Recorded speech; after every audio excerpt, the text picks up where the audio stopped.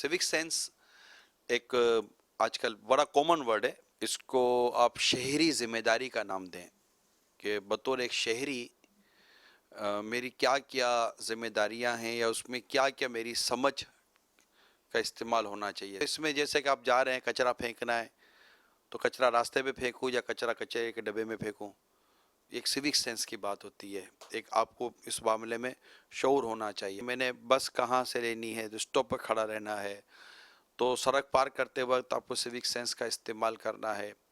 इसी तरह car parking करनी है, आपको सिविक सेंस का इस्तेमाल करना है। और सिविक सेंस के पीछे एक बहुत बड़ी लॉजिक ये है कि आपसे दूसरे लोगों को तकलीफ ना हो और आप ऐसा अमल करें जिससे दूसरों से तकलीफ दूर करने का आप सबब बने, ना कि दूसरों को तकलीफ पहुंचाने का आप मतलब सबब बने।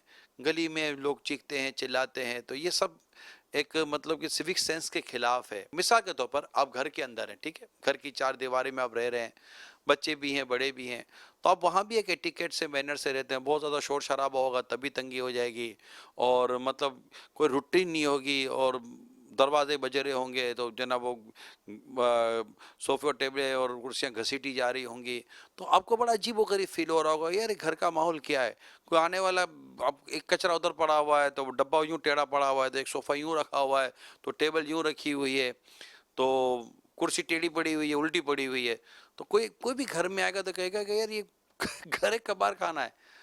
क्यों? तो ये क्या घरेलू सेंस होता है ना, एक घर के अंदर का क्या अंदाज होना चाहिए, तो शहर के अंदर रहने का भी एक अंदाज होता है। पतंग उड़ाते हैं और डोर आती है और डोर से गला कट जाता है, तो एक सेंस की बात है कि एक तो खुद इसके पतंग उड़ाने के और इसके डोर के जो शरई अहकाम है, फिर ज़िंदगी, खुद अपनी ज़िंदगी का अनमोल लम्हात को किस कदर बेदर्दी के साथ वो ज़ाया कर रहा है। और फिर जब ये पतंग, तो पतंग, ये पतंग ने कटना होता है नॉर्मली, और इसकी डोर के साथ ये ज़मीन पर आती है। अब आप सोचिए कि इसकी डोर किसी की उंगली को, किसी के हाथ को, अच्छा बाज़ों का डोर में भी जो है ना वो कुछ ऐसी चीज़ें होती हैं पंजाब वगैरह की तरफ कि अगर वो इलेक्ट्रिक के तार पर डाल दी जाए तो वो तार स्पार्किंग होती है, लाइट भी चली जाती है। और फिर जान का चला जाना, किसी का ज़ख्मी हो जाना, किसी के गले पर, किसी के हाथ पर, किसी की नाक पर, किसी के कान पर, और फिर इस चक्कर में दूसरा दौड़ना भागना। तो कोई एक नफ़ा, कोई एक फ़ायदा हो तो कोई बयान भी करे, सिवाय इसके कि नुकसान ही नुकसान है। शहर में रहते हैं, माशरे में रहते हैं, सोसाइटी सेंस क्या होता है, माशरती सोच क्या होती है, सिविक सेंस किसे कहते हैं, इन तमाम तर चीज़ों की समझ होनी चाहिए। और ख़ुद नबी पाक सल्लल्लाहु ताला अलैहि वसल्लम की प्यारी सीरत में सारी चीज़ें मौजूद हैं।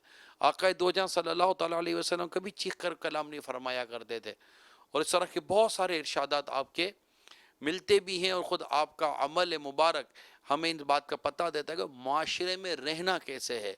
फिर आपने इस मामले में अपने सहाबा इकराम अलैहिम रिदवान की तरबियत फरमाई है, इनके लिबास के हवाले से, इनके बाल वगैरह के हवाले से, इनके आने जाने के हवाले से, बोल चाल के हवाले से, देखने के हवाले से, यानी इस्लाम और दीन की तालीमात देखें, देखने के हवाले से, बोलने के हवाले से, सुनने के अंदाज़ कैसे होने चाहिए, आपके चलने का अंदाज़ कैसा होना चाहिए, आप कहीं खुद खाते हैं, दावत में जाते तो क्या अंदाज़ होना चाहिए, पूरे माशरती उसूल इस्लाम और दीन बयान करता है। अल्लाह वो दीन लाए कि हमारे तालीमी इदारों में ये असबाक आ जाएं, सरसरी नहीं, एक ऐसे मतलब कि बस एक निसाब पूरा करने के हवाले से या एग्जामिनेशन पॉइंट ऑफ व्यू पे नहीं, बाकायदा सिखाया जाए।